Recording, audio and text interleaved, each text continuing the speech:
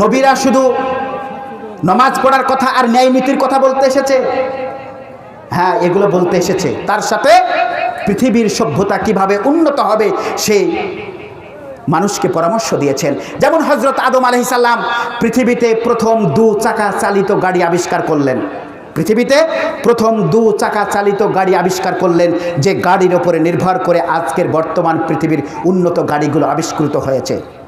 পবিত্র কোরআন খুলে দেখুন, সূরা হুদ 37 নম্বর আয়াতে হযরত নূহ আলাইহিস সালামকে আল্লাহ বলছেন, হে নূহ, তুমি আমার চোখের সামনে আমার ওহী অনুসারে নৌকা তৈরি করো। হযরত নূহ আলাইহিস সালামের তার আগে পৃথিবীর কোনো মানুষ গাছ কেটে তক্তা বানাতে হয় এটা জানতো না। হযরত নূহ আলাইহিস সালাম তিনি গাছ কেটে তক্তা বানালেন এবং নৌকা তৈরি করেছিলেন, যেটা আপনারা জানেন। তারপর থেকে পৃথিবীতে শুরু হয়েছে যে কাঠ থেকে এই যে আসবাবপত্র তৈরির সূচনা। হযরত ইদ্রিস আলাইহিস সালাম তিনি পৃথিবীতে প্রথম সেলাই শিল্পের সূচনা করেন। যে ছিটকে কেটে কাপড়কে কেটে পোশাক বানাতে হয় সারা পৃথিবীর মানুষ জানতো না।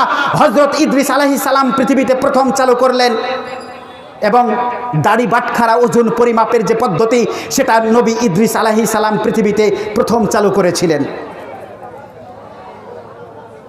আপনি পড়ে দেখুন সূরা সাবা আয়াত নাম্বার 10 এবং 11, সেখানে পরিষ্কারভাবে হযরত দাউদ আলাইহিস সালামকে আল্লাহ বলছেন যে আমি দাউদের জন্য লোহাকে নরম করে দিয়েছি এবং তা থেকে হযরত দাউদ আলাইহিস সালাম লোহাকে গলিয়ে বর্ম তৈরি করেছে, লোহাকে গলিয়ে বিভিন্ন প্রয়োজনীয় জিনিসপত্র তৈরি করেছে।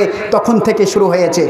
আপনি সূরা সাবার 12 নম্বর আয়াত খুলে দেখুন, সেখানে আল্লাহ রাব্বুল আলামিন হযরত সুলাইমান আলাইহিস সালামকে ডেকে বলছেন যে আমি সুলাইমানের জন্য গলিত তামার ঝর্ণা প্রবাহিত করেছি এবং এই তামা থেকে যে পাত্র তৈরি করতে হয়, বিভিন্ন জিনিস তৈরি করতে হয়, এটা হযরত সুলাইমানের আমল থেকে শুরু হয়েছে। প্রিয় হাজিরিন, হযরত আদম থেকে নিয়ে বিশ্বনবী মুহাম্মদ সাল্লাল্লাহু আলাইহি সাল্লাম পর্যন্ত লক্ষাধিক নবী রাসূল এই পৃথিবীতে এসে কি করেছেন?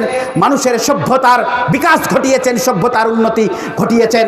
আজকে দেখবেন যে স্কুল কলেজ ইউনিভার্সিটিতে এই সমস্ত তথ্য পড়ানো হয় না।